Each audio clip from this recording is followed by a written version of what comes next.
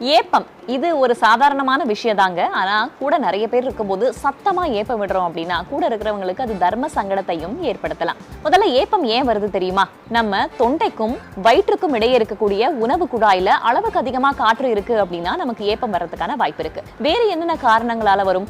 வேக வேகமா நம்ம சாப்பிடுறோம், வேக வேகமா தண்ணி குடிக்கிறோம், கார்பனேட்டட் ட்ரிங்க்ஸை நம்ம நிறைய எடுத்துக்கிறோம், அஜீரண கோளாறு ஏற்பட்டிருக்கு, ஸ்ட்ரா மூலமா குடிக்கிறோம் போன்ற பல்வேறு விஷயங்கள்னாலையும் நமக்கு ஏப்பம் ஏற்படலாம். இந்த ஏப்பத்தை எப்படிலாம் தவிர்த்துக்கலாம் அப்படின்னு பார்த்தோம்னா, ஆல்கலைன் உணவுகள் அப்படின்னு சொல்லக்கூடிய காரத்தன்மை அதிகம் இருக்கக்கூடிய உணவுகளை நாம கொஞ்சம் தவிர்த்துக்கலாம். கீரை, இஞ்சி, ஜீரகம் போன்றவற்றை கொஞ்சம் அதிகமாகவே எடுத்துக்கலாம். பப்பாளி டெய்லியும் 1 கப் சாப்பிட்றது ரொம்பவுமே நல்லது.